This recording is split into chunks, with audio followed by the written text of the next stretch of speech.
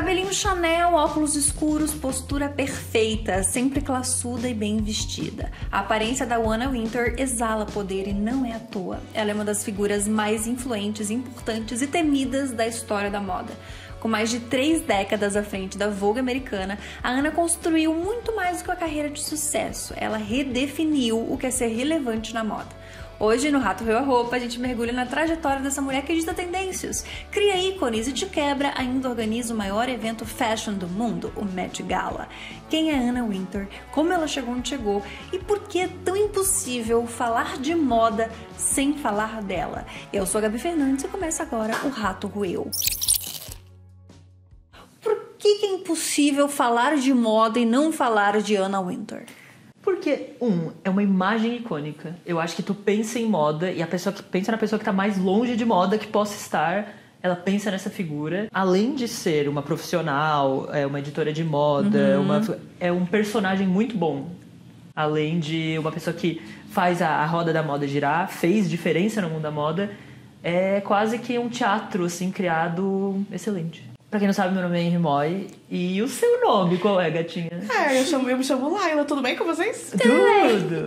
Eu gosto muito de pensar na Anna Wintour nesse lugar de personagem, porque ela de fato parece uma boneca. E quando a gente pensa nisso, e assim, sinceramente, seria um estouro. Fica aí pra vocês, pro mercado, essa dica.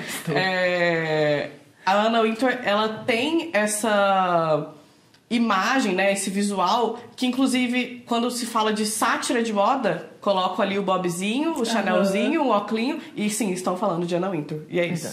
É icônico ser essa pessoa, né? É icônico ser a pessoa que você é o espelho da pessoa da moda, sabe? Que também é outro personagem, a pessoa da moda. Vocês estão chamando ela de feia? Ah, meu Deus! Você... Mais uma vez, né? A gente tem um hater específico que tudo que a gente fala... Você. A gente ama você. A gente ama você. Tudo que a gente fala, ele fala, vocês estão falando que ele é feio. Ele é perfeito. A gente gosta muito de você. Parabéns, obrigada por acompanhar o Rato. Beijo pra nossa grande ratazana. Se você chegou até aqui, você ainda não curtiu esse vídeo, não compartilhou esse vídeo, não comentou, não fez nada, nossa, que feio. Que feio mesmo. E sim, estamos falando que você é feio. Gostou, hater? Por favor, faça isso agora porque ajuda muito este canal completamente independente. Obrigada. Bom, vamos começar a falar das origens? Anna Wintour Origins? Ah, meu Deus. The Origin. Desde cedo a Ana teve Ana, eu me sinto íntima. É muito nossa amiga. Aninha. A Nanoca. Ela teve contato com o universo da comunicação e da cultura. Ela mesma diz que foi o pai que ajudou a moldar o seu olhar crítico. E que olhar crítico, não é mesmo, meus amores? Imagina como era o pai. Exatamente. Nossa, imagina ter um pai crítico nesse nível. Então... Imagina ter um pai! Ai, gente, sério, que loucura! Mas acho isso muito interessante porque... Ao longo, a gente vai falar de muitas conquistas e tudo que ela representa e tudo que ela, enfim, colocou ele pra moda. E ela tem essa postura extremamente firme, fria. E, de certa forma, pelo tempo em que ela começou, é sim mimetizando costumes masculinos, entre muitas aspas. E é isso, assim, vem uma pegada do pai dela e ela não errou em fazer isso. Porque pra chegar onde ela tá, o lugar que ela tá e com quem que ela tinha que falar, onde... ela tinha que colocar ali os pingos nos is. É uma postura que faz sentido ela ter construído ao longo da história. Assim. E essa imagem que ela criou, além de ser uma imagem icônica, é uma imagem que por si só fala dessa rigidez. Tu sabe que ela não é uma pessoa que tá brincando e sorrindo e, gente, vamos fazer uma revista. Tu sabe que, porra, é alguém que vai te cobrar, que vai cobrar excelência, mas que ao mesmo tempo também traz essa imagem da excelência, da segurança, do sei o que eu faço. E, infelizmente, isso ainda tá muito ligado aos códigos masculinos. Tu tem que ter esses códigos pra performar essa excelência no trabalho. Perfeito. Aos 16 anos, a Nanoca, como a gente vai chamar ela aqui, abandonou os estudos formais e foi direto para o mundo da moda. Ela começou trabalhando na Harper's and Queen. Nossa, eu falei isso certo? Eu acho que é Harper's and Queen, uma revista britânica, e já demonstrava personalidade forte, recusava seguir as tendências e preferia apostar no que ela acreditava que era muito inovador, mesmo quando não era isso que o público esperava. E isso aqui é o que ditou ela ser o que ela é. A vida dela inteira. E eu acho que isso também é uma... não coincidência, mas é um fato que a gente vê muito em figuras muito célebres no trabalho, e principalmente na moda, é que elas iam muito contra alguma coisa que todo mundo dizia que era, e elas chegaram lá e pela qualidade do trabalho delas, mostraram, tipo, acabou, você estava certo o tempo inteiro, desculpa, a gente É a devia ter definição acreditado. de inovação, né? Que os coaches tanto falam. Ah, sim. Tem gente que consegue colocar em prática, e é um Exato. pouco disso. E sem falar que inovou horrores. Na década de 70, a Nanoka se muda para os Estados Unidos e assume cargos em revistas como a Harper's Bazaar e a New York Magazine. Sempre com essas ideias super ousadas, pouco convencionais, ela chamava atenção por ir contra o que era considerado o certo, muito entre aspas, no jornalismo da moda da época. E ao invés de colocar roupas em cabides, vitrines e tudo mais, ela queria contar histórias, mostrar atitude, provocar. Foi exatamente por isso que ela foi demitida. Que erro. Isso não é muito chique também? Que Olha, pra você que foi demitido. São muitas histórias. É a Dolce, que chegou, foi demitida e veio aí. É o Vini Maga, grande Vini Maga do TikTok. E Anna Wintour. Exatamente. E sabe o que isso me lembra? Vou trazer pra vocês que talvez seja só um grande surto meu. Mas lembra aquele filme do... Diabo vai te falar, tô brincando. Do 30, a Idade do Sucesso? Amo muito, De repente 30. Uhum. Que ela trabalhava numa revista de moda e tal. E o que ela queria era mostrar pessoas de verdade. Perfeito. Nossa, amiga, perfeito. Que ela veja assim, todo mundo pensando em modelos, não sei o que. Ela, gente, vamos mostrar histórias de verdade. Pessoas reais. É muito essa vibe, eu sempre Corpos penso nisso. surreais. Corpos surreais, total. Foi essa ousadia que fez a Condé Nast. Condé Nast. Condenada? Você tá falando que ela foi uma condenada, arrebatada? Desculpa, gente, pode comentar hate. Pode comentar. Pode, é a hora. É a hora. Uma gigante do mercado editorial contratá-la para a Vogue. Gente, que upgrade. Que upgrade. Do nada, ela assim, rechaçada, botada pra fora, botada com os cachorros. E vem alguém e fala, calma, temos um espaço pra você na Vogue. E lembrando que a Condé Nast é essa editora que, né, é um guarda-chuva de muitas revistas. Por exemplo, aqui no Brasil, a Condé Nast é junto com a Globo, então é Globo Condé Nast, edições Globo Condé Nast, e ela é quem detém Vogue, Casa Vogue, Glamour, GQ, Marie Claire. Então, tipo, é um grande grupão editorial que a gente acha que as revistas são concorrentes, na verdade elas são todas irmãs. Sim. Mas elas são concorrentes também, como irmãs. Exato. Porque um é feito, tô brincando.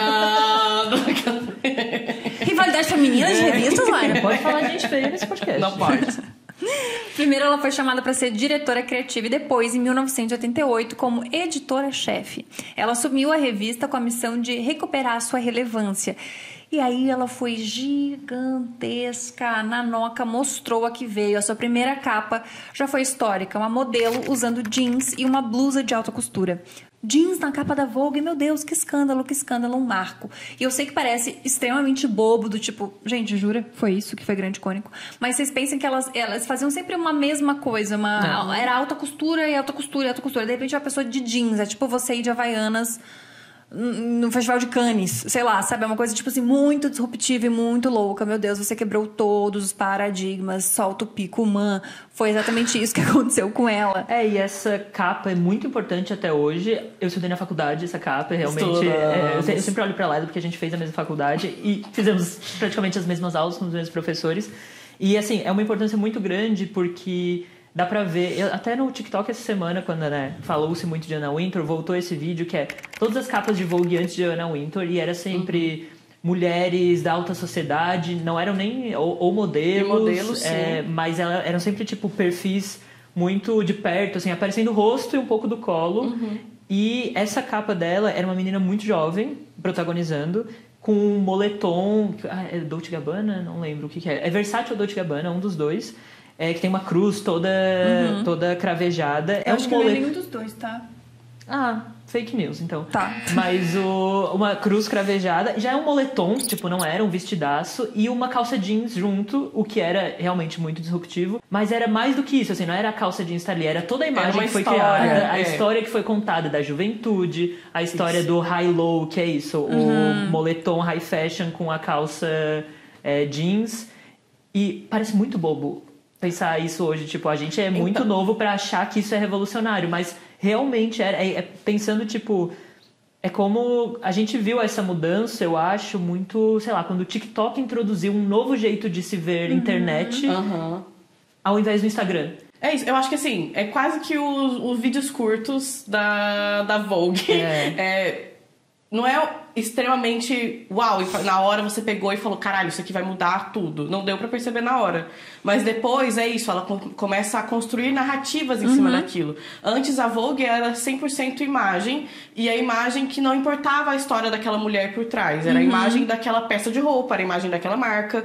E a Anna Wintour, ela traz justamente essa ideia de repente 30, tá? Só que de uma forma muito... não corpos reais, mas essa ideia de, bom, tem pessoas, tem personalidade, tem sorriso, tem de fato uma vida ali naquela capa, e aí isso começa a se transformar. Isso foi um marco, né, que hoje a gente fala é desse marco, mas é o trabalho que ela fez depois disso, que é uma loucura. Também é uma loucura e mudou muito a indústria editorial. E disclaimer, voltando aqui, a jaqueta não era um moletom, mas era uma jaqueta e era Christian Lacroix. Mas tinha uma cara bem Dolce & Gabbana e Versace, não tava tão errado assim. Exato. Poderia ser. Bom, passada essa primeira introdução, vamos entender a importância de Anna Wintour. Anna Wintour transformou a Vogue na Bíblia da moda. Todo mundo que gostava de moda passou a conhecer e desejar fazer parte daquele mundinho. Sim, você, criança dos anos 2000, se você queria trabalhar numa revista de moda, muito é por causa de Anna Wintour. E como que ela conseguiu fazer isso? Transformando a revista em uma coisa um pouco mais cool, mais pop, mais próxima de quem queria consumir o sonho da moda. Ela colocou celebridades de Hollywood nas capas, o que era praticamente um tabu na época, o que é bem louco, porque hoje em dia é o que a gente mais vê, né? Isso que é o foda, é o que a gente esse mais é vê. o grande legado, Esse é o legado de Anna Wintour. Ela fez este bafo acontecer. Capas de celebridades. Foi a Anna Wintour que falou, não, a gente vai fazer isso. E a questão de ser um tabu era justamente por essa ideia de que, não, a moda não vai se misturar com a polêmica, com a história. Ela falou, gente, mas isso vai dar tão bom.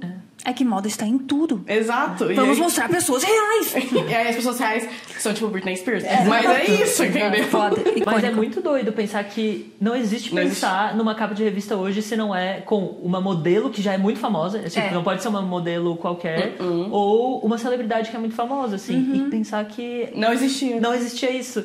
Mas é também parte de uma ideia que é antiga, que é da moda ser desse pequeno círculo e bem voltado à alta sociedade e tal. É um escândalo essa ideia dela, porque populariza a moda, de alguma maneira, né? Então, ela tira desse círculozinho e vai para esse pop que é sujo, manchado e que é muito perigoso, mas que hoje é uma indústria bilionária, quadrilionária, que movimenta muita coisa e que tá hoje lavrado nesses pilares, que é a mistura de cultura pop e de celebridade com roupas. E ela coloca esse lugar que a gente fala muito aqui, mas é um fato, ela coloca esse lugar do desencaixe de uma outra maneira. Antes o desencaixe você nunca vai conseguir chegar aqui. E agora o desencaixe não, pode se inspirar. Pode tentar chegar. Totalmente. E aí chega no outro ponto. E esse movimento dela fez com que grandes figuras como Nicole Kidman, Sarah Jessica Parker, até mesmo Kim Kardashian, virassem ícones de estilo, ícones de moda. Ela entendeu que a moda também é cultura pop e que ícones fora da passarela também ditam tendências. Então, se hoje em dia a gente acha legal ver o vídeo da Lele Bournier e da Malu Borges, é porque Anna Wintour lá atrás falou, gente, não é só modelos e estilistas que sabem de moda. Várias pessoas também podem mostrar que elas sabem, que elas gostam, que elas curtem, enfim. Eu acho, inclusive, que, tipo assim, muito indiretamente, acho que é aquele pequeno efeito borboleta. Se hoje em dia a gente vê o Pharrell Williams, por exemplo, conseguindo ser o diretor criativo de uma marca como essa, acho que muito veio desse movimento lá atrás, sabe? Definitivamente. De pegar nesse lugar do pop, da música, do teatro, do cinema e levar pra moda, sabe? E não ser uma coisa que é tão distante que fica só naquele lugarzinho que ninguém consegue acessar. E isso é muito louco, né? Porque hoje em dia é o mundo como a gente conhece. Exatamente. E se for fazer um paralelo bem paralelo, assim, não é nem 5 graus de ligação, talvez sejam 500, mas desfiles de by GK foi o que essa capa foi, sabe? Tipo, é isso, é trazer o mundo pop. Não, a gente vai cortar essa parte da risada. E a gente vai voltar e falar super, porque... Caralho, hein? E diga mais de quem usa Lacroix? E usa bem mais, exato. Não, mas eu entendo o que o Henrique quis dizer. Não, eu falei brincando, mas essa ideia de a cultura pop, que né, no desfile pegar todas as pessoas que estão sendo bombando no momento e colocar na moda. Colocar ali pra fazer, não ser sobre as roupas. Perfeito. Gente, em resumo, o que o Henrique quer dizer é que a GK é Anna Wintour. Exatamente. A gente quer que ela substitua. Exatamente. Mas pra quem não assistiu, a gente fala aqui num episódio sobre marcas de influenciadores, que a gente fala deste grande momento brasileiro daí, né? Que foi o desfile GK by GK, e também sobre marcas de influenciadores. Que eu acho que, assim, querendo ou não, tem um paralelo entre esses dois episódios, porque é isso, assim. Tem que querer enxergar muito. Mas tem que se você escrever, você consegue entender. Que hoje a gente tem personalidades que não necessariamente são da moda e que conseguem levar a moda em outro patamar. Como dica pra gente. Pensamentos complexos. Esse podcast aqui é quase... Esse foi, viu? Esse foi. Tem que estar com cada gente do lado anotando. Tem que estudar muito Chico Buarque. Ai, que coisa... Tá bom, desculpa, galera. Você tá falando que ela é feia? A qualquer momento. Segundo ponto de Anna Wintour, ela também ajudou a lançar grandes estilistas, como John Galliano, aquele mesmo... Amado pelo TikTok. Revolucionou os desfiles e tal, aquele começou a fazer um grande mise-en-scène, e era cenário, e era show, música, modelos, diversas coisas acontecendo, tudo ao mesmo tempo, muita loucura. Pensei no GK by GK de novo. Incrível. Ela é o nosso John Galliano. Sim. Não, mas eu acho que ela não revolucionou também os desfiles como a primeira fila. Tipo, ela é a pessoa esperada a chegar na primeira fila. E a foto que sai do desfile, antes de ser as roupas, é a foto de onde sentou a Anna Wintour e quem sentou do lado dela, sabe? Inclusive, grandes fotos icônicas que a gente pode botar aqui é Anna Wintour do lado de Kim Kardashian na primeira fila, que é muito assim, clash de dois mundos. Sim. Aquilo foi o... Ali é high-low. Isso é high-low. E ali é a representação do que ela queria, deu certo. Ela fez aquilo acontecer. E muita gente fala, ela devia estar super mal. Não, gente, ela fez a Kim Kardashian acontecer. Muitos falam que foi o Kanye West, não foi a Anna Wintour. De verdade. Eu gostei que foi uma mulher que levantou outra mulher. Exatamente. Achei icônico. Além de John Galliano, que, enfim, acho que merece, inclusive, um podcast apenas sobre ele, porque tá aí uma personalidade que é muito louca, embora genial. Como fez merda esse homem. Exato, então acho que ele merece um episódio só pra ele. Mas também Alexander McQueen, Marc Jacobs e Tom Ford. Ou seja, a mulher tem um baita de um currículo. O Zap da Anna Wintour deve ser uma loucura. Meu Deus do céu. É a agenda do Zap mais desejada. Nossa senhora. 3. Em 1999, criou o CFDA Vogue Fashion Fund, que apoia novos talentos, e durante crises econômicas liderou campanhas para incentivar o consumo da moda americana. Seu poder vai além das páginas da revista, então ela influencia diretamente o mercado, que eu acho que é o grande ponto da Anna Wintour. Não é só porque ela é a pessoa que é legal de ter no evento, ela é o tipo de pessoa que mexe realmente os bastidores da moda. Não, aquilo ali é diplomacia política. É isso, assim, a gente tá falando de mercado, de girar dinheiro real. Sem a Vogue, bem boa parte da moda de luxo, que hoje, inclusive, já está em crise, estaria em crise há muito tempo antes. É isso. E eu acho que ela aí mostra, né? Eu acho que esse ponto do CFDA mostra o quão ela também age como uma articuladora de mercado, assim, para além dela ter uma profissão e, sei lá, tá ali com a Vogue, mas existem essas pessoas, e ela é uma dessas muito importantes, que moldam a indústria como ela é, e principalmente o mercado americano aqui no caso, mas é isso, é pensar nessa estrutura do tipo, eu tô aqui comandando uma revista, mas a gente tem que renovar os talentos também, então talvez eu precise de um prêmio para fazer isso, então a gente tem que criar isso, e a indústria como é que tá, e a comunicação, e pensar nesse sistema de moda como todos esses ecossistemas girando junto, e ter uma pessoa que seja importante nisso. E pense com esse olhar sistêmico e não só eu quero aqui fazer a minha revista, eu vou fazer a minha capa e um beijão pra todo mundo. Sabe um ponto que eu acho interessante? Acho que a gente já falou disso em algum dos nossos episódios, mas se a gente parar pra pensar em sistema de moda e tendência e toda essa parte, existe de fato um momento em que o mercado chega e fala, a cor do ano ela não é a cor do ano à toa, o material que vai ser o mais bombado não é à toa. Então, às vezes, o mercado chega e fala, a gente precisa vender esse algodão que tá parado. E é assim que funciona de verdade. E ela é uma ponta que faz com que esse algodão seja vendido, porque ela vai criar esse desejo no algodão. Então, realmente é sinistro, assim, é uma cadeia enorme, é um sistema, de fato, de moda, assim. Quarta coisa que a Anna Wintour tem aí uma canetada, o Met Gala. Não, ela não criou o Met Gala já existia. Mas foi só quando a Anna Wintour passou a comandar o Met Gala, estar ali à frente do Met Gala, que virou este grande mise-en-scène, este grande evento de moda.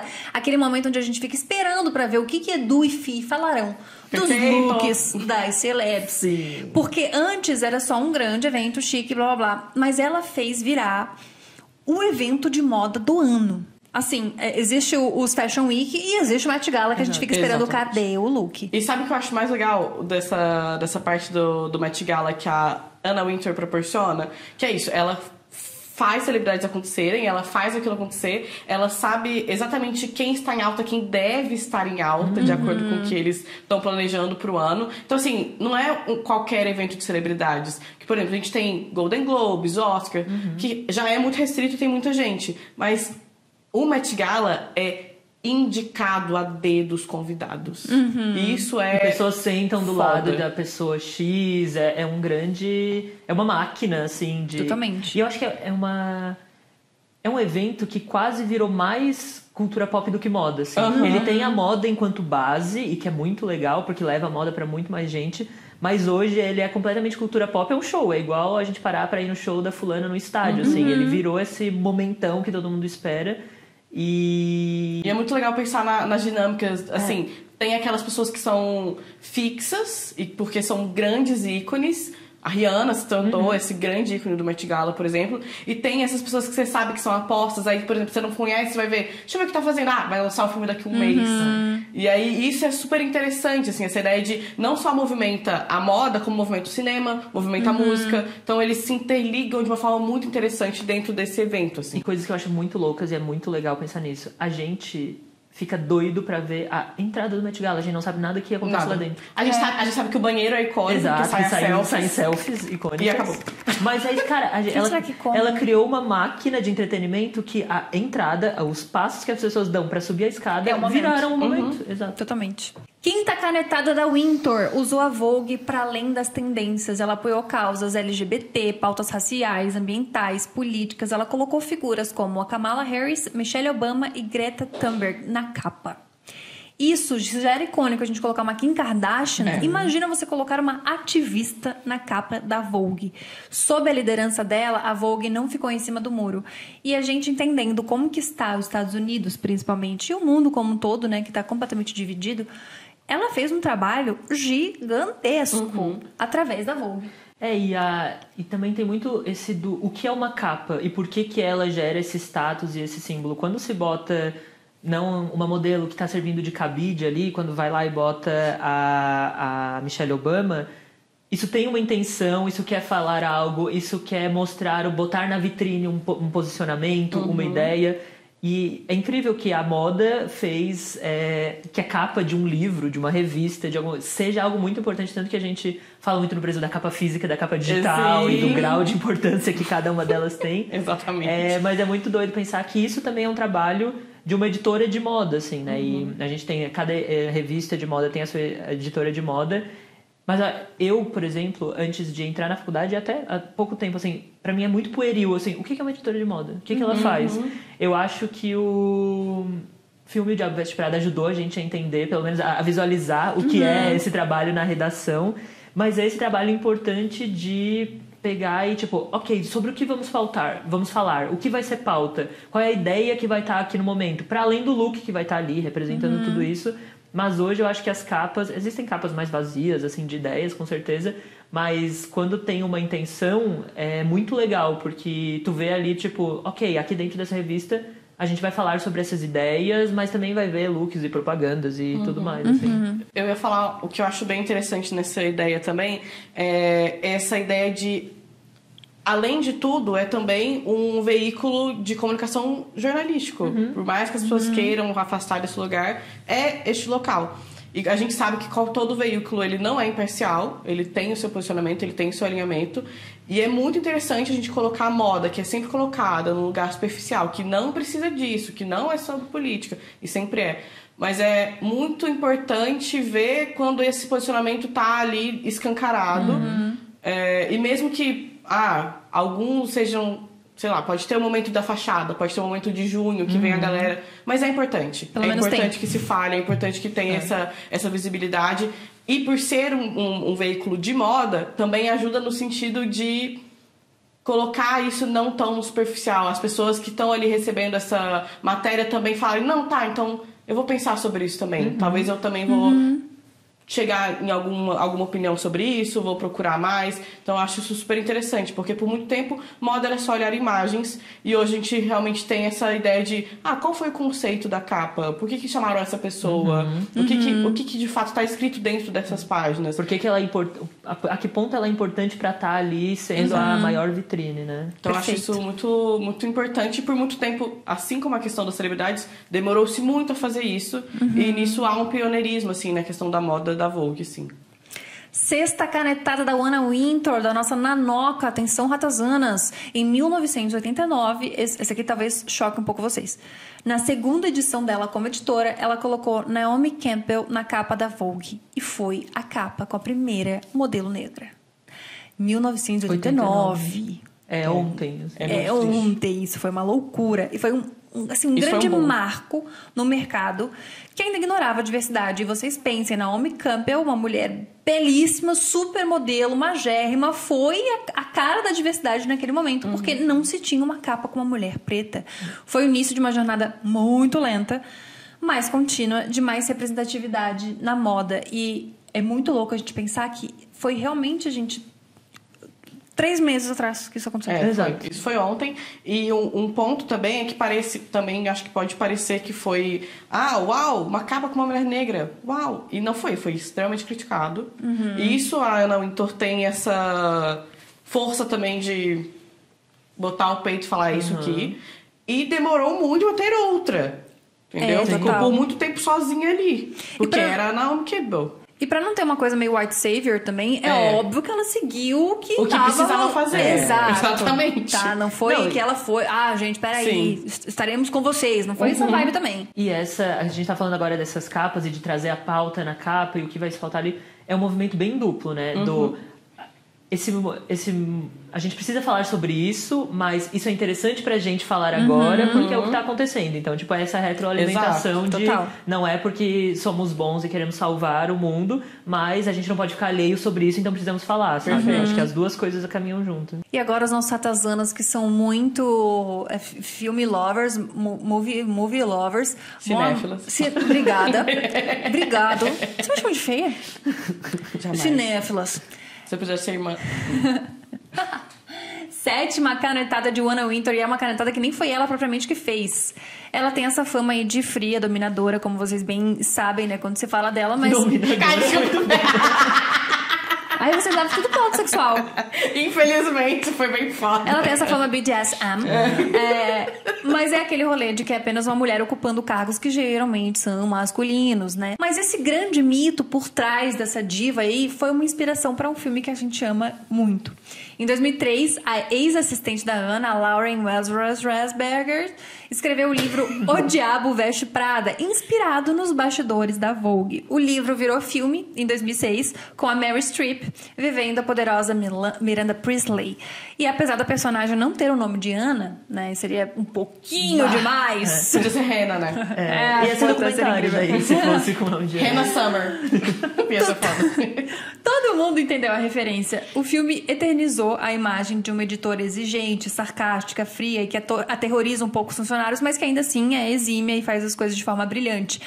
A Anna nunca admitiu publicamente que a Miranda é baseada nela, inspirada nela, mas também não parece ter se incomodado muito, porque esta danada foi ao lançamento do filme usando Prada. Muito bom. Aí ela foi icônica. Sério, ali ela soube muito. Ela soube incrível. muito. E é muito, eu acho que, né, o Diabo Veste Prada é uma referência pra todo mundo que ama moda. Inclusive, eu acho que a gente tem que fazer um episódio sobre o Diabo Veste Prada. Eu também acho. Mas até mesmo a gente assistir juntos e depois trazer aqui, vamos comentando ponto a ponto. A gente até fala antes, gente, vamos assistir o episódio X. Vocês comentam aqui com a gente, eu acho que pode ser super legal.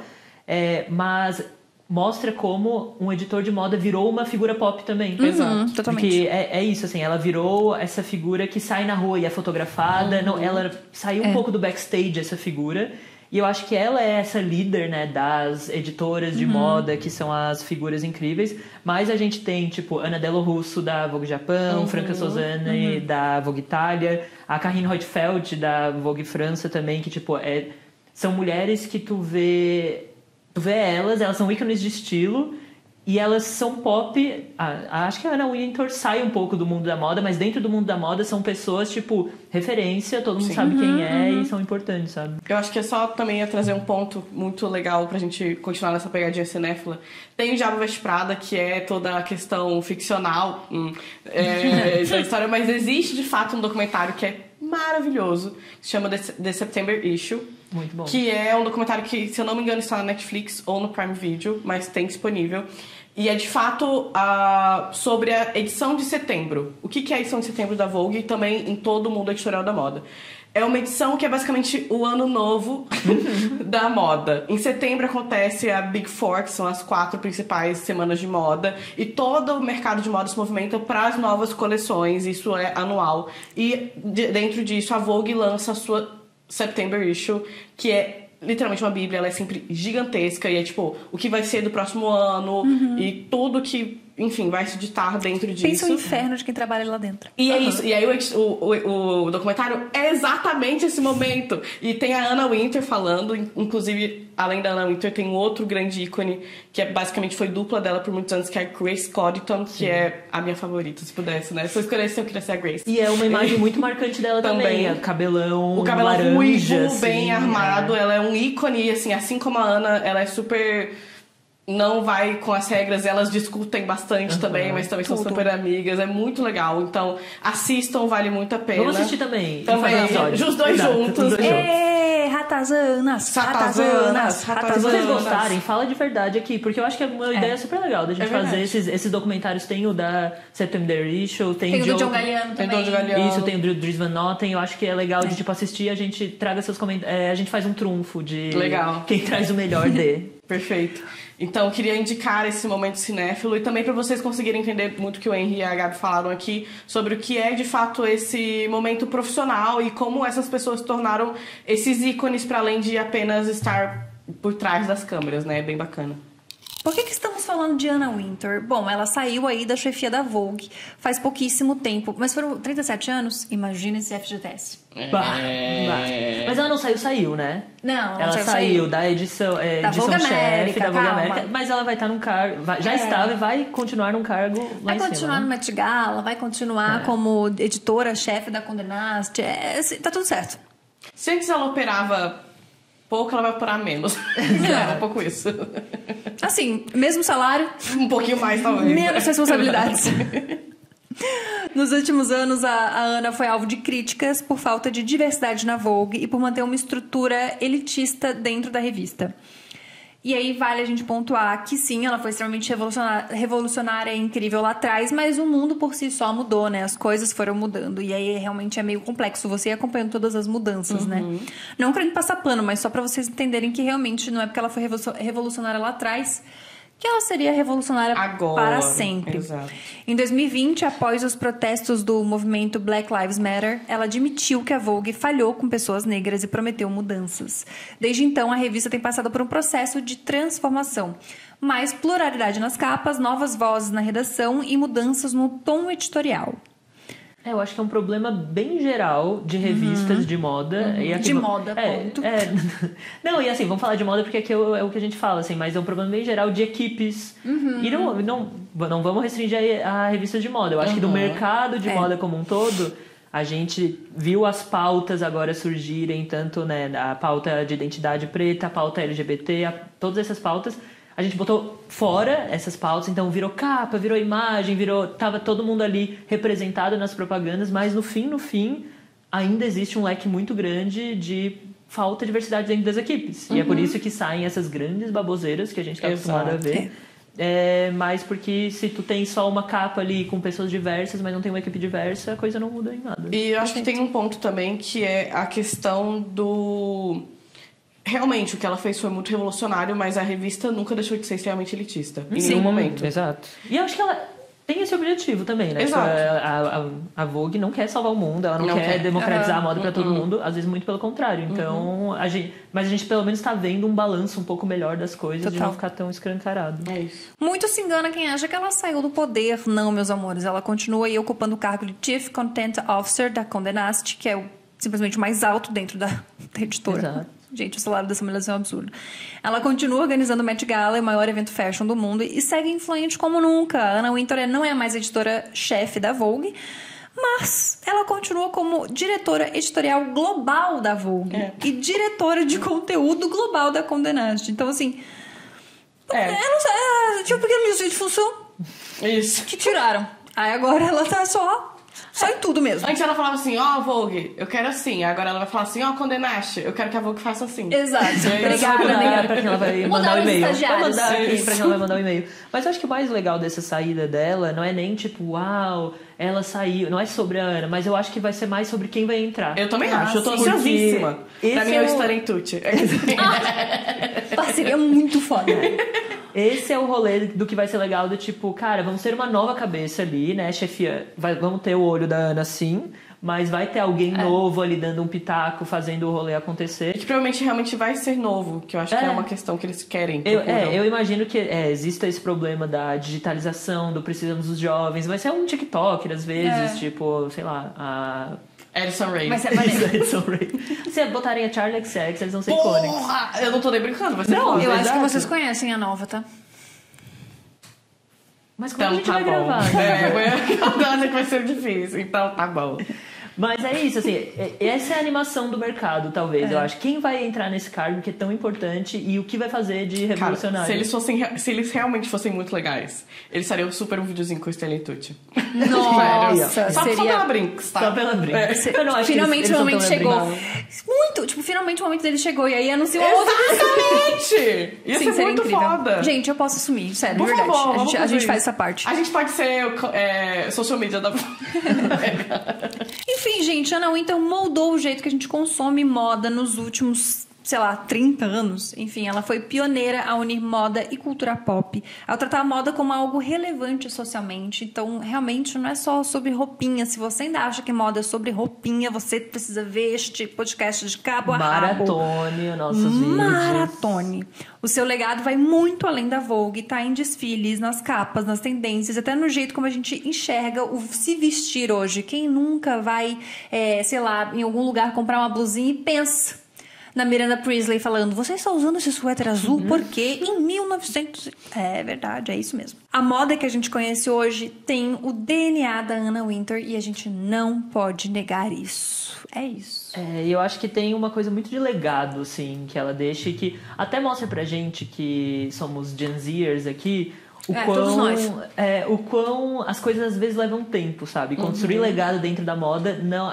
Parece hoje que é muito fácil você abrir o seu TikTok e você vai virar alguém da moda e ter opiniões relevantes porque você pensa muito sobre moda, mas pensa que, cara, uma modificação estrutural, só uma pessoa que trabalhou mais de 30 anos fazendo aquela função e mudando as coisas. Acho que traz uma reflexão bacana, assim, que a gente tem. Uma vez eu fui num Iguatemi Talks, onde o Roberto Jataí, que é CEO do Grupo Soma e estava ali fundindo com o Grupo Asas, falou que uma das preocupações deles, pensando em mercado de moda brasileira, é que hoje as pessoas não pensam a longo prazo no sentido de, tipo, ter uma carreira dentro de uma empresa.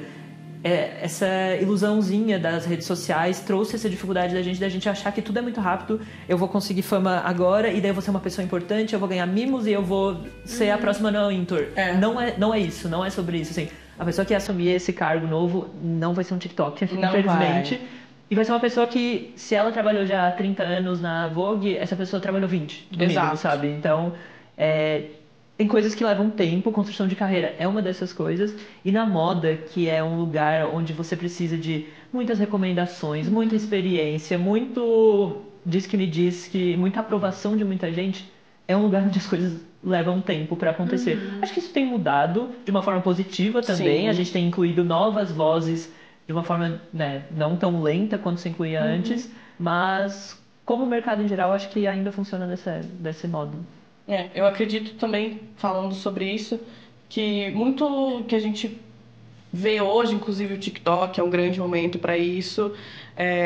A gente pode até pensar que vai ficar, ou então a gente pensa que vai sair muito rápido, mas sempre tem alguém olhando para isso de uma forma muito mais estrutural e de fora, e realmente colocando isso numa estrutura que a gente nem consegue compreender sinceramente falando, e que provavelmente tem muitos anos de carreira e estudo. Então é essa pessoa que provavelmente vai conseguir mudar alguma coisa dentro da moda. E é isso. Perfeito. Pra concluir, Anna Wintour não tá em Belfort Roxo, bem-vinda a sair. Ela segue aí no mundo da moda sendo mais influente do que nunca. E se você, por acaso, gostou desse episódio, achou esse episódio legal, não deixa de curtir. Manda pra alguém aí que você, enfim, gosta, ou também se odiou, manda pra alguém que você não gosta. O importante é compartilhar. Por favor. Afinal, estamos aqui pra isso. E comenta aqui se vocês querem fazer esse rolê super cinéfilo com a gente, de ver 34 mil filmes e a gente comenta depois, vai ser muito importante. Também comenta o que você achou da saída da Ana e quem você acha que vai assumir esse papel. Será que vai ser eu? Será que vai ser a Vanessa? A GK? A gente vai descobrir aí nos próximos capítulos. Beijo grande e até. Tchau!